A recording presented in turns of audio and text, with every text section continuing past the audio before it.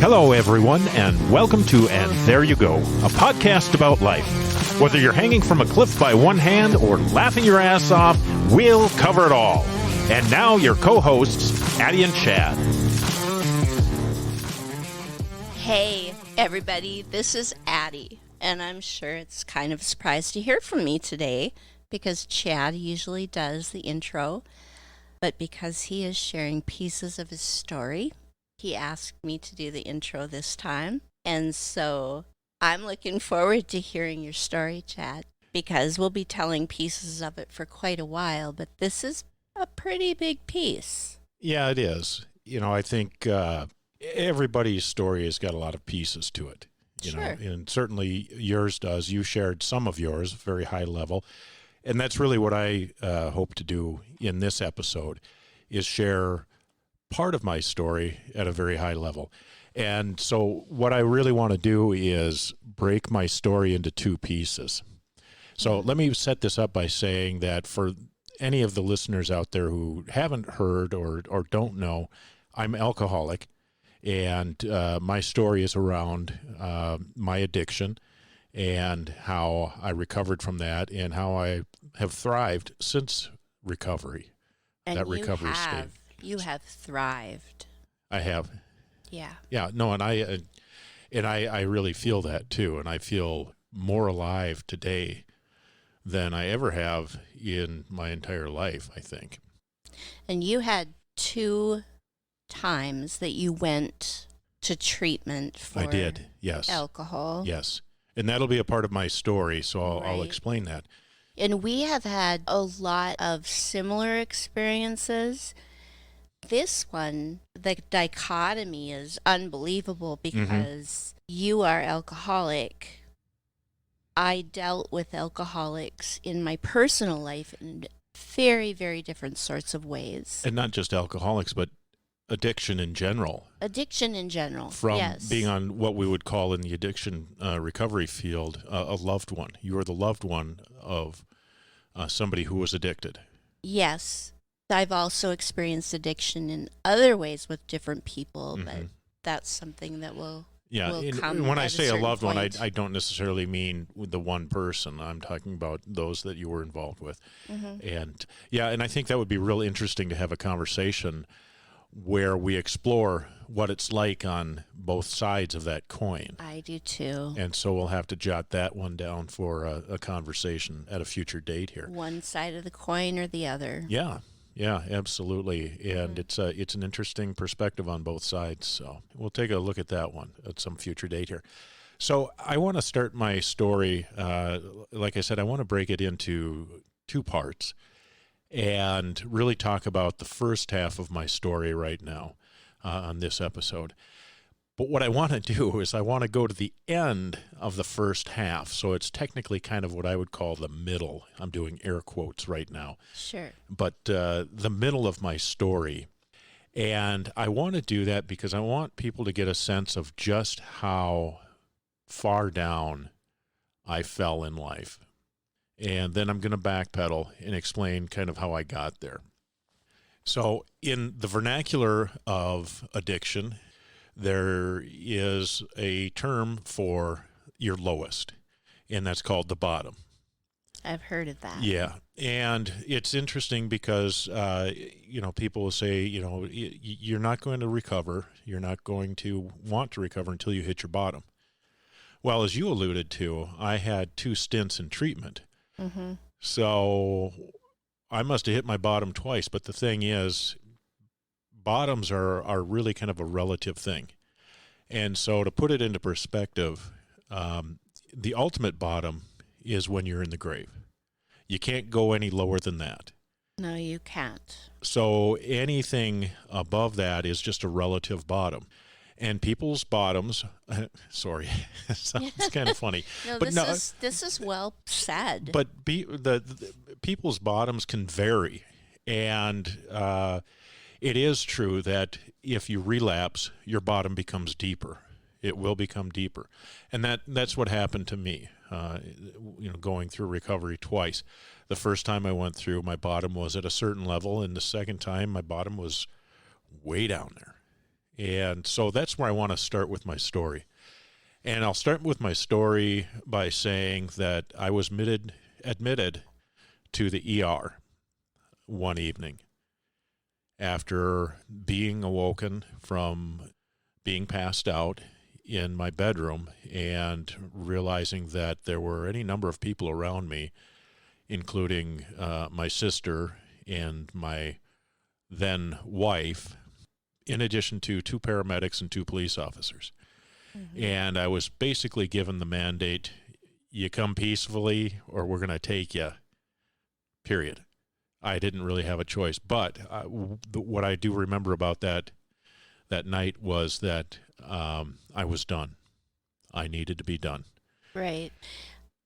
Everything that you have talked about to me when it comes to this is that you were a rather subdued person drinking. Oh, absolutely. And so probably police officers might not have been needed, but you never know. Well, and I've had a conversation with my sister who was there, mm-hmm. and she said, Chad, you're a big guy, and I didn't know how you were going to react to this. Sure. And to err on the side of caution, exactly the reason for having the police there and the paramedics because of my physical condition.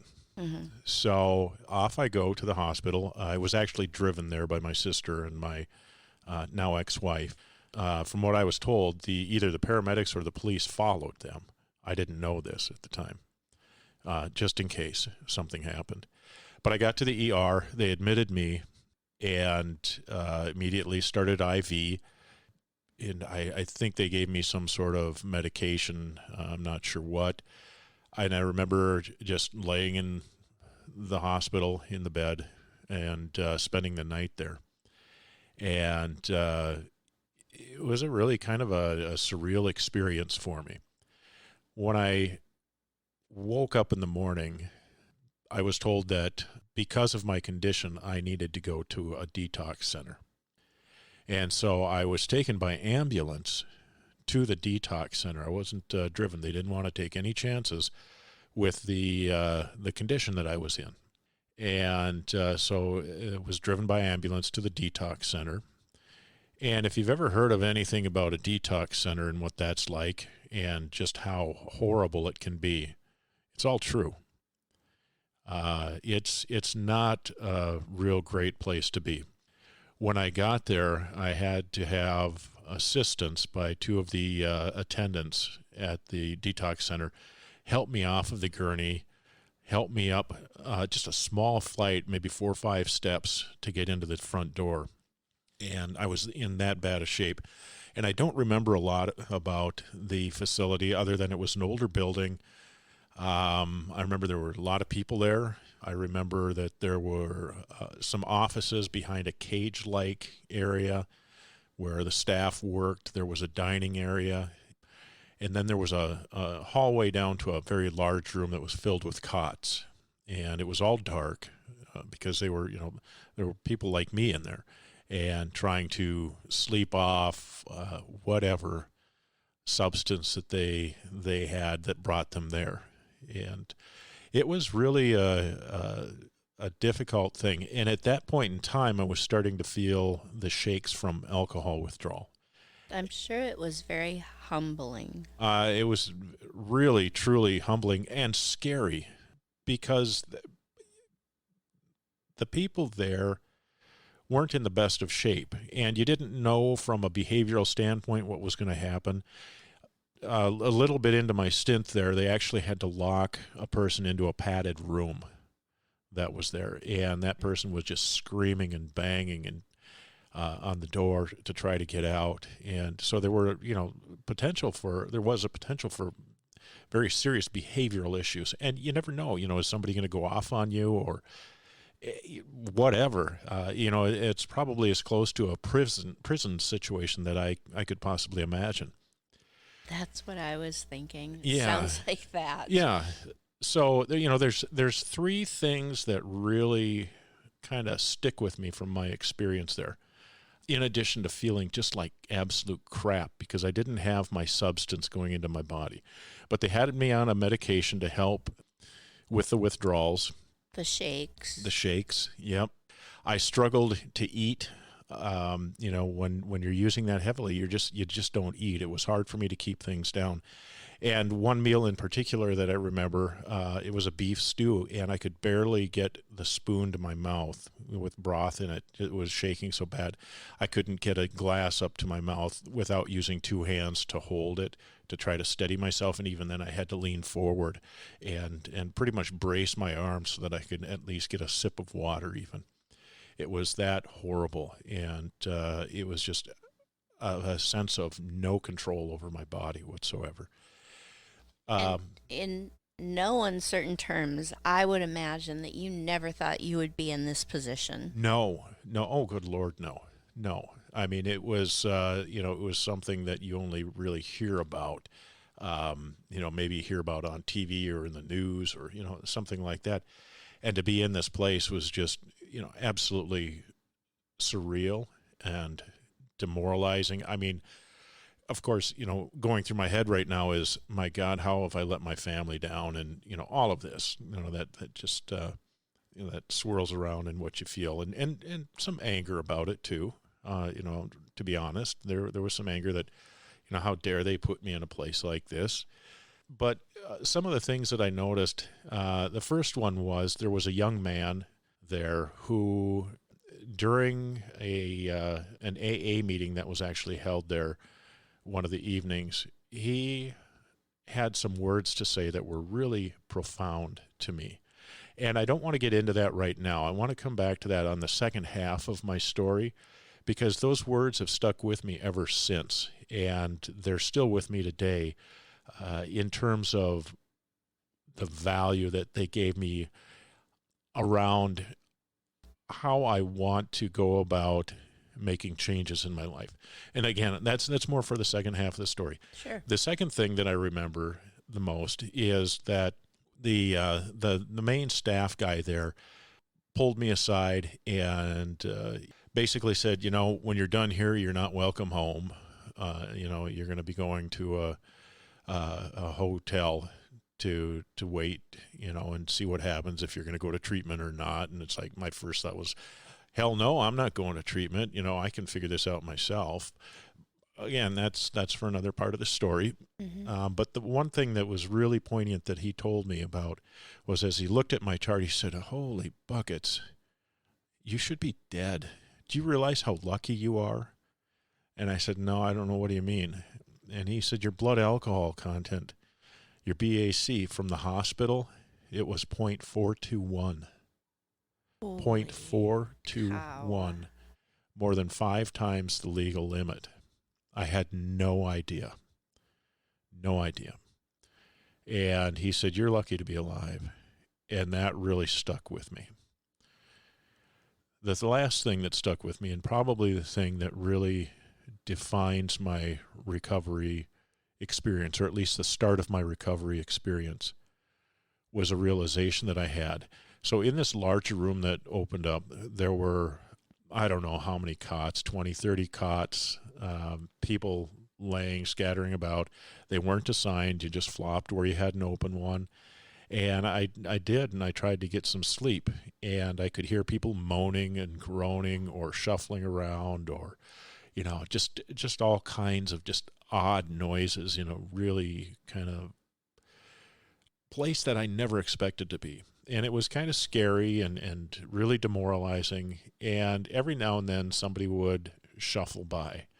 And I'd take note, and I'd try to go back to sleep. And it just kept happening and happening. And one time somebody was shuffling by, a guy, and he ended up, he was so unsteady, he fell on top of me in my cot.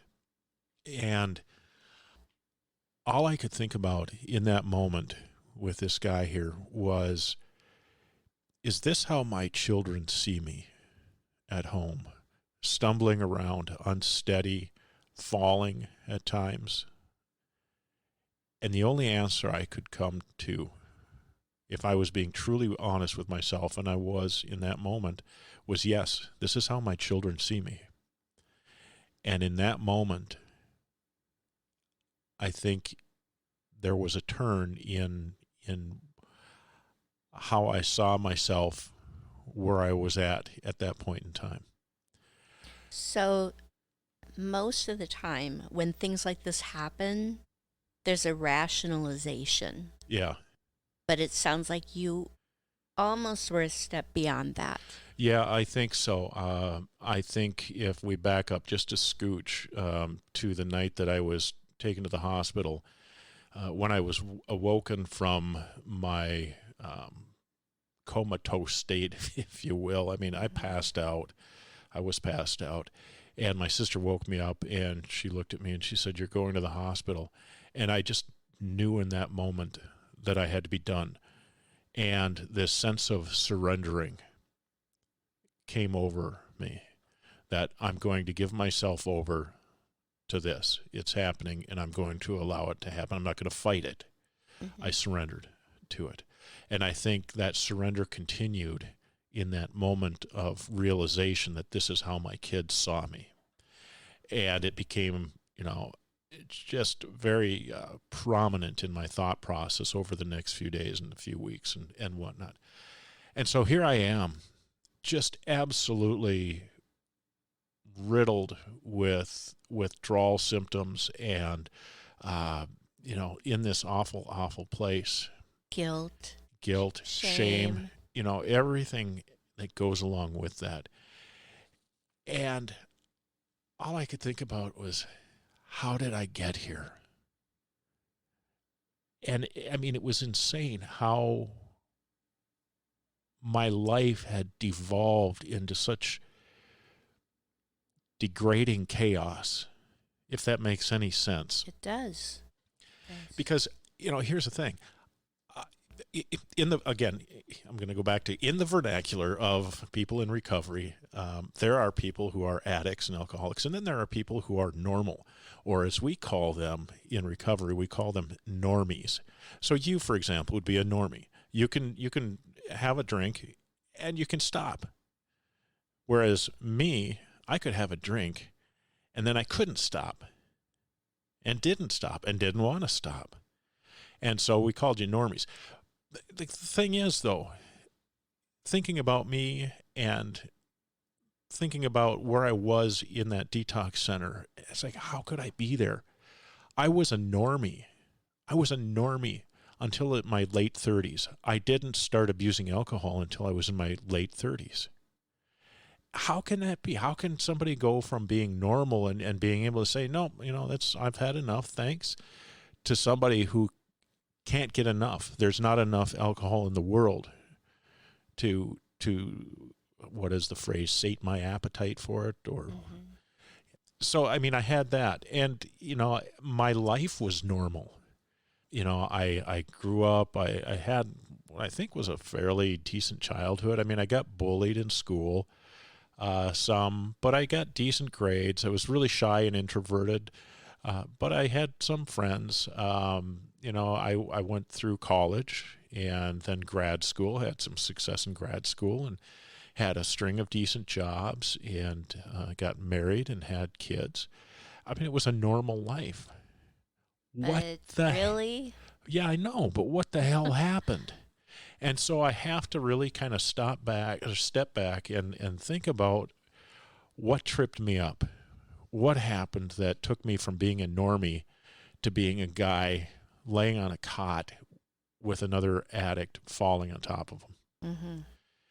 So I have to look at different things, like, was I simply just predisposed? There's talk about how addiction can be genetic, and I do believe that in some cases, and it's not in every case, but in some cases it can be genetic. Well, do I have that in any of my family members? Well, the answer is yes. There are addicts in my family. There were I had an uncle who I believe died from alcohol abuse. Mental health issues. Yeah, I had a cousin that committed suicide. So things like that. So I think, is that in play? I mean, But then, I didn't really experience any of that.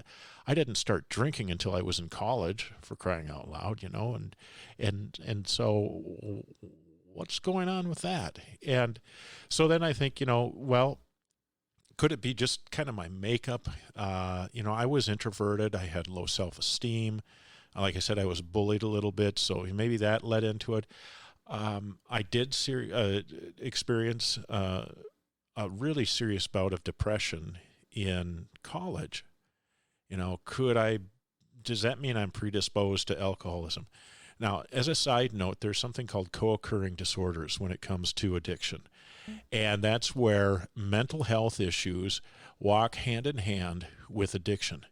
Not causational necessarily, but they're correlated, that they tend to go hand in hand. So people who suffer from depression or anxiety can also suffer from addiction as well.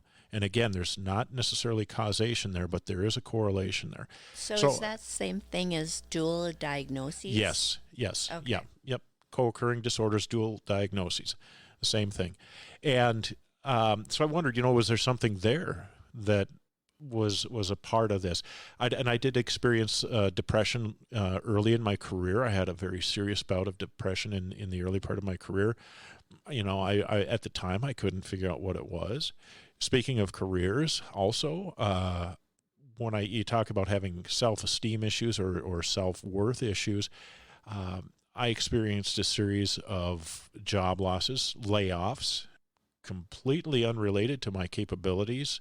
Right, that's just part of the corporate world. That's a part of the corporate world. Yeah, it's just a numbers thing. In fact, one of the best jobs I ever had, and the most rewarded I was ever rewarded at a job, and I'm talking financially rewarded, not intrinsically rewarded, but extrinsically rewarded. That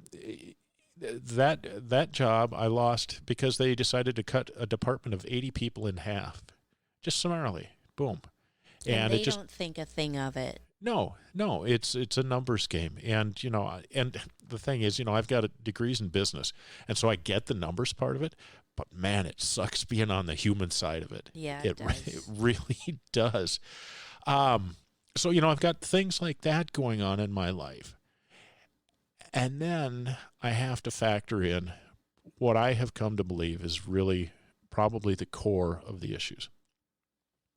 So in college, I met my wife-to-be, and we probably met, I think it was my junior year. And so we were going together for a while.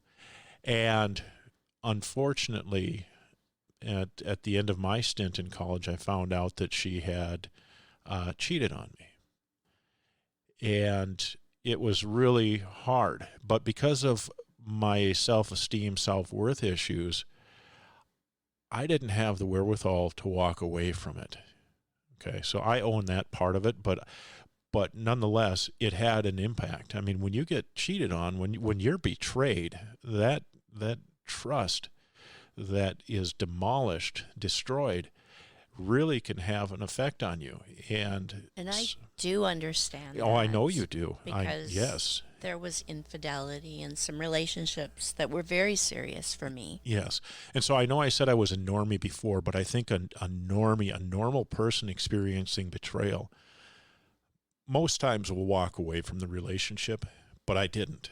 Mm-hmm. That was the first girlfriend I had. Ooh, there's a red flag, right? It was the first relationship I ever really had. And I felt like I just needed to power through it. And it was almost like trauma bonding. Yeah, very much so. Which is something that we'll talk about on another episode. Yeah, that would be a good one to get into as well. So I stuck with her, and I went through grad school after college. I went through grad school, and then we got married. And then we were at a point where we were going to try to have kids. Somewhere between trying to have kids and grad school, though, there were a series of, now I'm going to call them minor betrayals, but a betrayal is a betrayal, where she did things to demonstrate that she still had feelings for a former boyfriend. And this is you were married. Not quite at this Not point. quite. Okay. And so, there were a series of things around that occurred that were really betrayals. And then after we were married, but before we were have kids, but as we were trying to have kids, I found out that she had been having an affair for over a year, just a full-blown, flat-out affair. And I don't want to go into the details of it. I was absolutely devastated. Absolutely devastated. And then we had kids. And again, here's me looking back on myself back then, and why the hell didn't I leave? Well, part of it was at that point in time, I was invested in having a family. And I honestly, here's the sad part, I thought that I was at fault for it. I thought I was deficient. So that's that low self-esteem, that low self-worth. So some of those things that I was wondering about before, the predisposition or, the way I was, that all comes to play in all of this. Mm-hmm. And I know that right from the first time in college that this happened, there was a slow burn that started within me. The slow burn of anger and depression that I couldn't recognize. I didn't recognize. And I didn't want to see it. I didn't want to feel it. And so I stuffed it down. And every time... you were pushing it down. Pushing it down. You Absolutely. thought that it would just go away if you did that. Oh, yeah. Yep. I just didn't have to deal with it. And each time that, something would happen, there would be more piled on top of that, but I'd keep pushing it down and pushing it down. And it really became unbearable, but we were having kids at the time, and it progressed into that time frame when we were having kids that there was still contact, and it was just absolutely demoralizing. And I'm sure at that point depression was setting in some form. And then it got to a point, and this was now where I said I really didn't start abusing alcohol until my late 30s. Mm-hmm. This was when it really kind of started. I remember one day I was mowing the lawn, and I thought, well, maybe I should have like a gin and tonic. That was one of my favorite beverages to have. And I had one, and it was a sunny day, and it just felt good. And I just realized I felt better. I didn't feel the churn of this crap inside of me. And again, it wasn't surface level stuff. It was this slow burn that was down deep inside. And through this time frame as well is when I suffered some of those job losses. And so I'm sure there's depression. There's a huge hit to the ego and the self-esteem and the self-worth. And it started building and building. And as layoffs happened, I would get worried about finances, and so this noise started building in my head, and it just started to churn and burn everything inside of me, and the only thing that would help was the next drink. Now, I don't know when use turned to abuse, and I don't know when abuse turned into addiction. I can't tell you. I don't know when that happened, but it happened. And it got to the point where I needed a drink. Instead of 5 o'clock, it was 4 o'clock. Pretty soon it was, noon hits, boom, take a drink. Now, this was usually on the weekends it started, and then in the evenings as well. And then it started to get progressively worse, and I would feel like I needed a drink before I went to work in the morning. And it just kept spiraling and getting out of control. But I always had in the back of my head, I can control this. I'll prove it. I'll stop. And so I'd stop for half a day, and I'd celebrate and say, you know what? I did it. I proved it. I can have a drink now. And I kept playing mind games with myself like that. And it got progressively worse and progressively worse. And then I hit a bottom. Not the bottom, but I hit a bottom. I was really drinking heavily at this point in time, and I had need to pick up one of my kids at a school or church function, something. And I had forgotten about it. I had been doing yard work, and I had been drinking pretty heavily. And I went out, and there was a little traffic mishap, and the police were called, and I was arrested for drunk driving, and I had kids in the car. And I thought, okay, this is it. This is my wake-up call. I'm going to get sober. I'm going to stay sober. But I didn't do it right. I thought that was my bottom, but I didn't do it right. And how is it that you didn't do it right? Well, so I did everything right by the book, meaning I went to court. I got that taken care of. I did my community service. I proactively went to outpatient treatment. I worked AA with a sponsor, and I was sober for a year. In a year, that's great. When I had come off of just drinking every day, and being a sober for a year was fantastic. And then a year came around, and I thought, you know what, I got this. I think I can handle drinking a beer and saying that's it. So I had a beer, and that was it.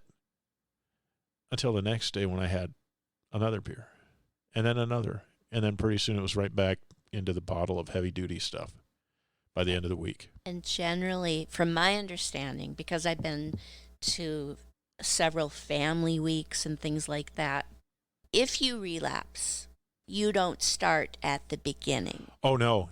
It took a good volume of alcohol to make me feel remotely buzzed, even after a year of being sober. So you're absolutely right. It takes that. And that's a lot of times where, especially drug addicts will OD. Their bodies won't have the substance in, so they won't have the tolerance, but the need for that, the craving aspect of that, will cause them to take way more than they need, and then they'll overdose.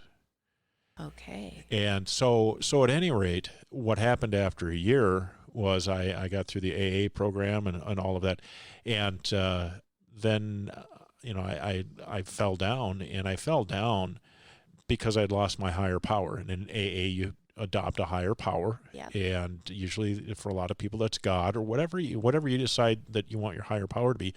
In my case, it was God. But what I realized now years later was that wasn't my higher power. I had picked the wrong higher power, and that's why I relapsed. And my higher power happened to be the probation that lasted that year that I was sober. So I was forced basically to stay sober or face jail time. And so that was my higher power. But I thought that was my bottom. But no such luck, because I went right back into it. And then I had a major job loss, and that sent me in a tailspin. So coming through that, I was unemployed for about a year and a half, and that allowed me to drink really heavily. But, again, there's the noise building up of the anxiety of finances and, the fact that I'm really not a productive person, and I'm not doing well for my family or anything like that. And so all of this noise and this anxiety and the shame and the guilt and the need to squelch that and the alcohol, it just compounded itself and kept going until May 6th of 2015, when I summarily passed out and my sister came knocking on my door. And to this day, it's so hard for me to understand, really, how did I get there? I think I know, but I don't entirely know. So that's the first half of my story, kind of the 30,000-foot level, and kind of like with your story, we'll come back and we can revisit, certain aspects and do some drill down and whatnot. Mm-hmm. But in the next episode that I talk about this, I really want to talk about what happened after I got out of detox. And how did I get here to where I am now? So when I talk to people out and about now, and I've done a lot of talking with people about addiction and recovery from addiction, I like to talk about this notion of being here and wanting to get there. And, here is your current state, where you're at right now. For me, it was being at my bottom. And I wanted a sober life. How do I get there? And so the next episode that I talk about is how did I get from here to there, and kind of take a look at some of the things that I did, some of the things that I experienced. One thing that I noted because I've had experience with addiction, alcoholism, that kind of thing, is, and this might just be me, but I feel like with almost any addiction, not all, but almost, trauma is what affects whether you become addicted or not. Yeah, and I would agree wholeheartedly. I've worked in a number of different recovery centers with all kinds of people, young and old, male, female. I saw so much trauma related. And trauma isn't just, somebody putting a gun to your head and robbing you. No. Trauma can be being cheated on. And I think in the work that I did within recovery, while I went to treatment and following that, I really have come to understand that what I experienced with the betrayals that I had was a significant form of trauma. And that in all likelihood, that was probably the main cause for me to want to kind of numb myself. Sure, Now, if you numb yourself, then you don't have to feel. Right. And I take full responsibility, and this is something that I've worked through in my recovery process. Yeah. I take full responsibility for putting that alcohol in me. Mm-hmm. I sucked at dealing with my feelings. And like I said before, a normal person, whatever that may be, would have walked away from this relationship or these situations. But I didn't. I didn't handle it very well. And see, now I can understand that, because when I look at myself at that age, the age you were in college, and what happened, I can see myself trying to do whatever it took. Yeah. Because I would blame myself before I'd blame anybody else. Yeah, absolutely. And you chose to drink. Yes. And so it's not like you're just pushing the blame off on somebody else. Nope. Because you made that choice. Yep, that is squarely on me. Yep. But at the same time, there were outside influences when it came to the trauma that you experienced. Yeah. That made you want to drink. And I think the lesson there is that addiction is not black and white. The cause of addiction is not black and white. Mm-hmm. There's such a stigma about addiction and mental health in general that it's some kind of a character defect, something wrong with the person. And No. There's not. No, and the reality is that there is a reason why this person is doing it. It might be hard to see that reason. It might be hard to understand that reason. I mean, somebody could just be lost in life and not have a sense of purpose. And there's this great big emptiness that is causing them so much emotional, mental distress that they need to numb that somehow. It could be, it could be buried. You might not even understand it. And what I found is that addiction and mental health don't give a I'm not even going to say that word, but you know what word I'm talking about. I do. You all do too. They don't give a rat's ass who you are. I have met so many different people from all walks of life that have been affected by addiction to alcohol and drugs and mental health issues. The judge who sentenced me for my DUI was an alcoholic, a recovered alcoholic. And so it doesn't matter. It just doesn't matter. You can put any adjective you want in front of a person to describe who they are, their character, anything like that. It just doesn't matter.